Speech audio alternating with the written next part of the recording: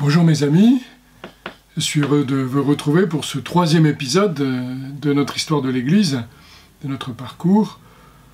Aujourd'hui nous allons aborder une question un peu surprenante et qui, on pourrait le dire d'une certaine façon, est une sorte de trou noir, si vous me passez l'expression, concernant le christianisme et son histoire.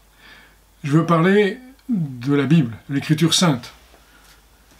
Des textes qui, pour nous, chrétiens, d'ailleurs au-delà des frontières de l'Église catholique, constituent un point de référence, que nous appelons la Bible, que nous appelons la Sainte Écriture.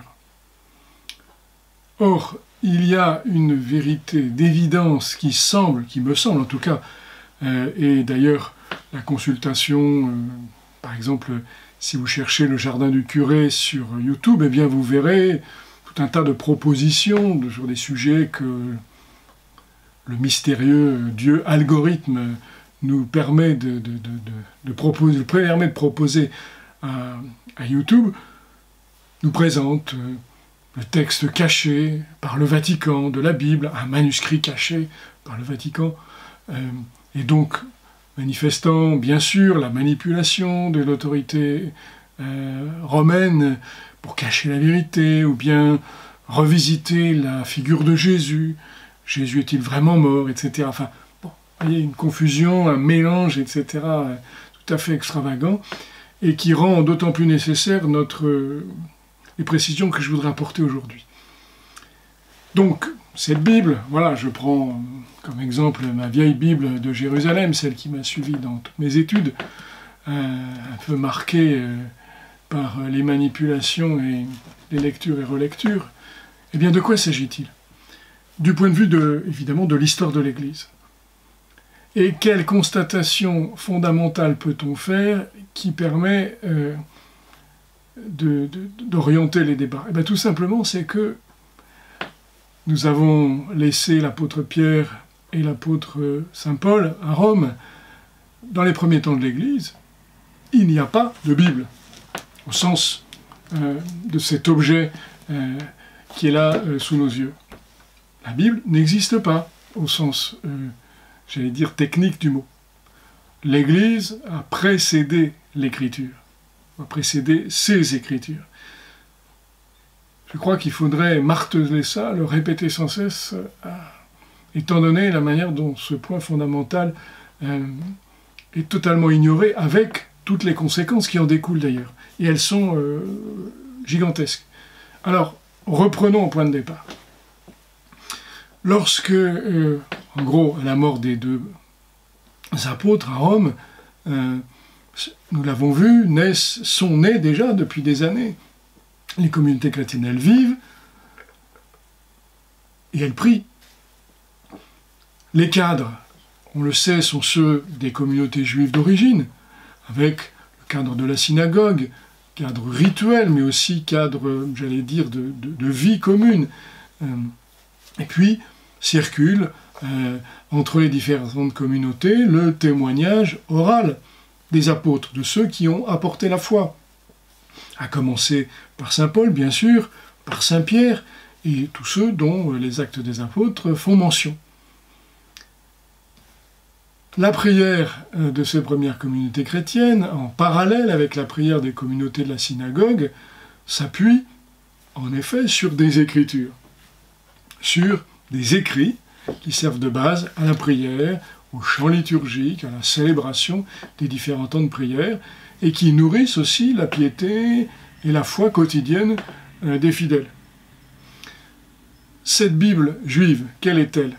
Eh bien, elle est déjà double, en effet, puisque dans l'héritage religieux d'Israël, il y a cette bibliothèque, car c'est le sens étymologique du mot Bible, reçue par la tradition, mais cette bibliothèque, elle est reçue sous deux formes.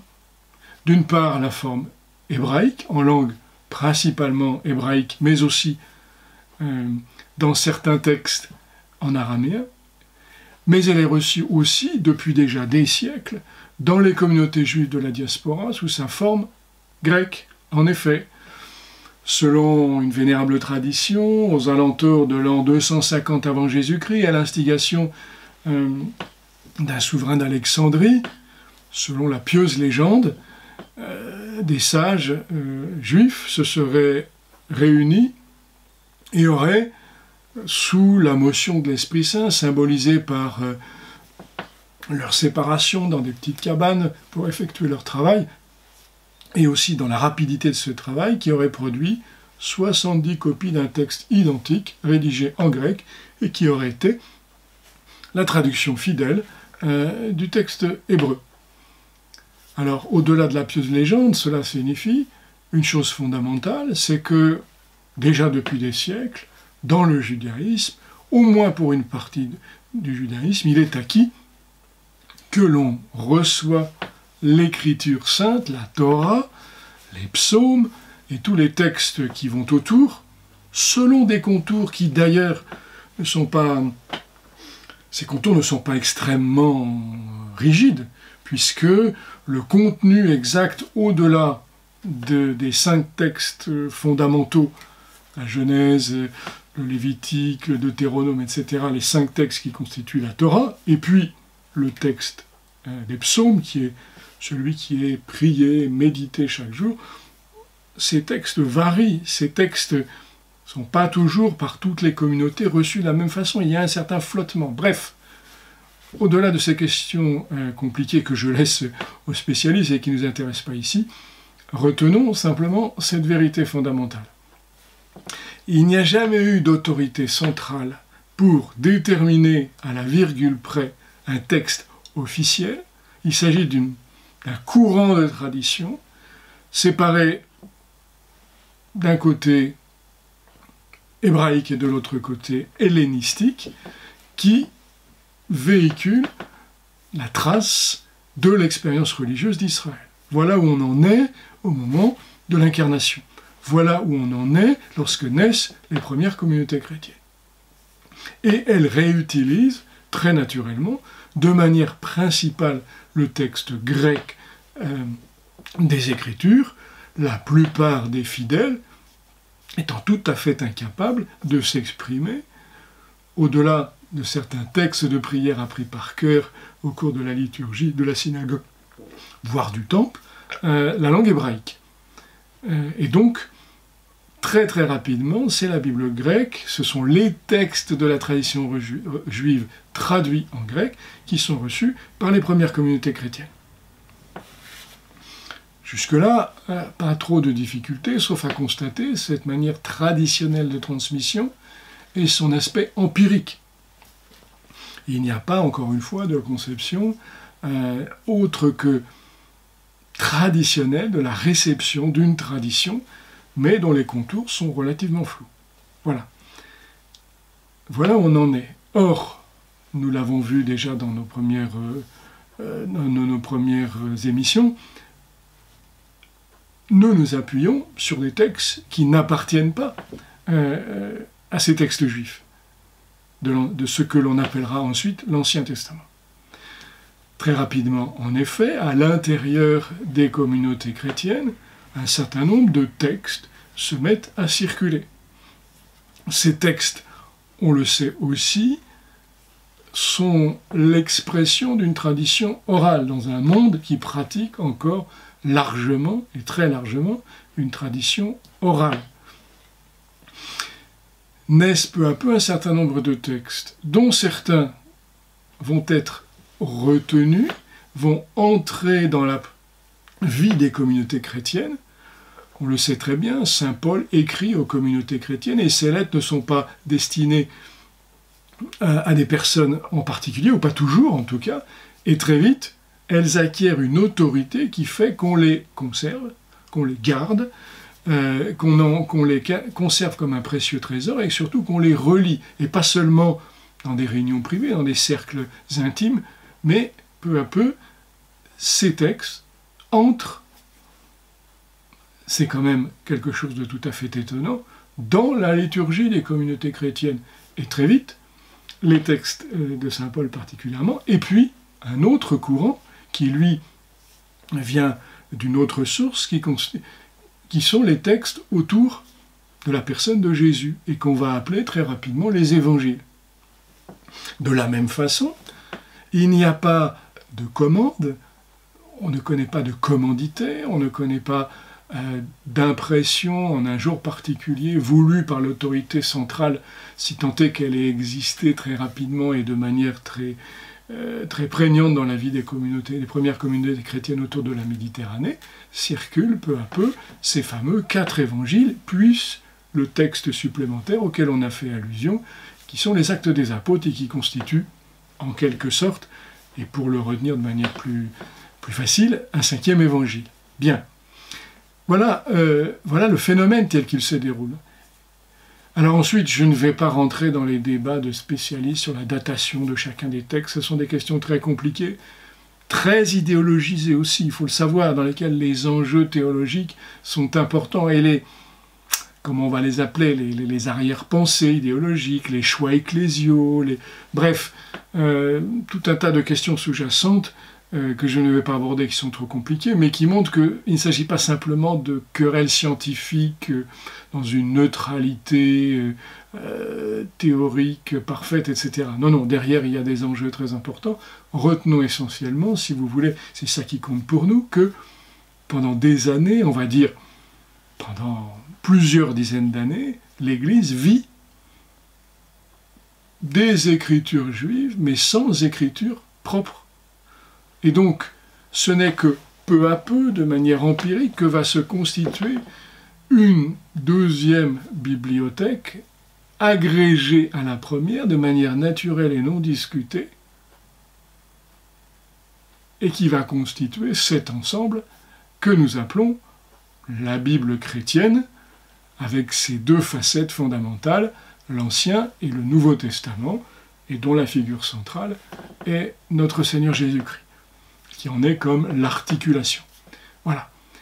Donc ça, c'est un constat sur lequel je me permets d'insister, de répéter la chose de manière un peu obsessionnelle, pardonnez-moi, mais et qui est très importante. L'écriture chrétienne a été précédée par l'Église. C'est l'Église qui nous donne la Bible. C'est de l'autorité de l'Église dont est enveloppée cette écriture, et non pas l'inverse. Et il y a eu, à l'époque moderne, pour parler de manière non polémique, un retournement de cette réalité. Et donc, à mon avis, une erreur fondamentale. C'est l'Église qui nous donne son témoignage sur Jésus. Là aussi, je ne rentre pas dans la question de la nature propre de ces textes. Je dis simplement, et c'est ça qui intéresse l'historien au premier chef, et qui intéresse notre histoire, c'est cela. C'est l'Église qui nous a donné l'Écriture. C'est l'Église qui nous a donné l'Ancien Testament, qui l'a agrégé à ce Nouveau Testament, et c'est dans la lecture que nous propose l'Église que nous recevons ce témoignage, et pas autrement. Il y a donc quelque chose de particulièrement fallacieux à vouloir prétendre connaître un Jésus sans l'autorité de l'Église. Je l'expliquais, et je suis revenu plus précisément sur cette question dans une des premières vidéos, une note de lecture sur un texte qui concernait les rapports entre le zen et le christianisme. Je vous y renvoie, vous trouverez ça sur la page de la chaîne. Mais voilà, c'est à mon avis quelque chose de fondamental. Ajoutons, pour la question historique, pour le problème historique qui nous intéresse aussi, c'est que c'est seulement au XVIe siècle, je dis bien au XVIe siècle, que l'Église va se prononcer de manière définitive sur le contenu de cette Bible. Il faudra attendre les controverses protestantes et la surprenante remise en cause de ce qui était acquis depuis des siècles sur le contenu de l'Écriture sainte pour que l'Église soit forcée, soit obligée de se prononcer là-dessus, alors qu'il y avait un consensus unanime sur la question. Certes, il y avait eu des discussions. Certes, il y a des textes dont l'appartenance aux Écritures officielles de l'Église n'a pas été acquis d'emblée. C'est vrai. Mais on peut dire d'une certaine façon, et on a des documents historiques, on a en particulier un fameux texte qui avait été découvert au XVIIIe siècle par un érudit italien qui s'appelait Muratori, et donc une liste, une règle, qui s'appelle le canon, selon son étymologie, le canon de Muratori, qui, dès les premiers, mettons, on va dire, pour faire court, montre que dès les 4e, 5e, 6e siècles, l'Église, l'ensemble des communautés, l'ensemble des églises chrétiennes et la grande Église au sens le plus large, dans l'unanimité des patriarcats, a établi la liste des livres reçus officiellement par l'Église et que cette liste ensuite n'a pas bougé entre, mettons, allez, soyons généreux, le XVIe siècle et puis le XVIe. Pendant 10 siècles, il n'a jamais été question de discuter la chose. Et cet argument de tradition est également fondamental. On peut discuter de la justesse ou pas des questionnements de Luther, mais en tout cas, la chose est claire. Et donc, il me semble, là aussi, que c'est fondamental. Nous n'avons pas accès à l'enseignement de Jésus hors de l'Église. On pourrait, si on voulait faire un rapprochement un peu risqué, mais tant pis, de dire, voilà, quand on dit hors de l'Église, point de salut, eh bien, là aussi, hors de l'Église, pas d'écriture. Qu'on le veuille ou non. Et c'est le choix qu'a fait l'Église, sous le regard des premières générations chrétiennes, sous le regard de ceux qui étaient encore, on en est à peu près assuré, les derniers témoins qui avaient connu le Christ, qui avaient connu des témoins directs, que se sont réalisés, qu'ont été rédigés, reçus et élaborés les évangiles. Et là aussi, c'est fondamental. Nous ne connaissons l'enseignement du Christ, nous ne connaissons la figure de Jésus que parce que des témoignages nous ont été donnés et que ces témoignages ont été reçus et que l'Église, dès les premiers temps, c'est la grande question immense, très polémique et d'une confusion terrible, la question de ce qu'on appelle aussi les apocryphes, les nouveaux évangiles, etc., dont nous aurons peut-être l'occasion de reparler d'ici quelques temps. Question très, très, très compliquée du point de vue de l'historiographie, mais très intéressante. Bref, dès les premiers temps, l'Église a conscience que dans le jaillissement de ces textes, de ces commentaires, de la vie de l'Église elle-même, naissent aussi des textes qu'elle ne peut pas recevoir et dont elle dit qu'ils ne correspondent pas à l'enseignement de Jésus et de l'Église. Donc, il n'y a pas réception béate et je dirais naïve, pour ne pas dire frauduleuse, de tout ce qui était sorti à un certain temps. On voit très bien que la communauté, la tradition, a fait ce tri et a établi des textes qui sont devenus canoniques, donc selon le mot grec qui veut dire la règle, de ce que l'on peut lire à l'Église. Et puis, d'ailleurs, le fameux canon de Muratori auquel je faisais allusion explique qu'il y a des textes que l'on peut lire à l'Église, qu'il y en a certains qu'on peut lire en privé, en famille, dont l'autorité est moins assurée, mais qui ne font pas de mal. Et d'ailleurs, certains seront, je dirais en quelque sorte, trouveront une place, en particulier dans la liturgie. On pense aux histoires autour de Noël, on pense à certains épisodes de la vie de la Sainte Vierge. Ils trouveront, comme théologie populaire, comme conservatoire de certaines traditions respectables, leur place dans l'enseignement de l'Église. Mais, globalement, un certain nombre de ces textes, voilà. Et puis, très vite aussi, l'Église fait le distinguo avec des textes dont on dit « ils ne viennent pas de nous, nous ne leur accordons aucune autorité ». Et d'ailleurs, l'examen que l'on peut faire de ces textes, dont certains ont été conservés d'ailleurs, d'autres retrouvés cachés dans des grottes parce qu'ils avaient été conservés par certaines communautés un peu marginales, voilà, et qu'ils ont été préservés et retrouvés récemment, montrent qu'ils n'ont pas grand-chose, parfois rien du tout à voir avec l'enseignement de l'Église et de l'Évangile. Voilà. Même s'ils attirent beaucoup d'esprits, parfois un peu attirés par ce qui brille, par ce qui est marginal. Bon, il y a à toute l'époque des gens qui aiment se promener, etc.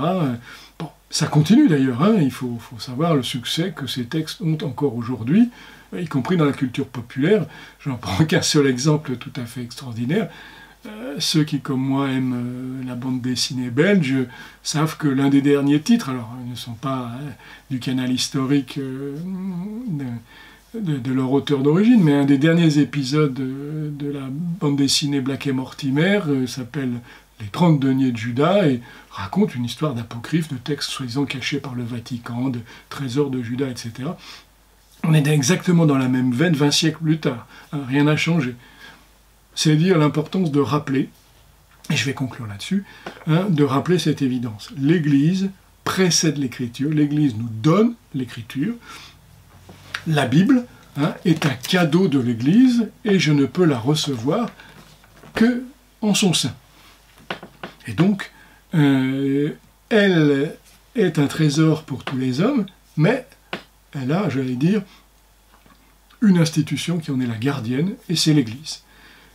Voilà, je crois que c'était important de redire cette chose-là au moment où nous allons poursuivre notre chemin.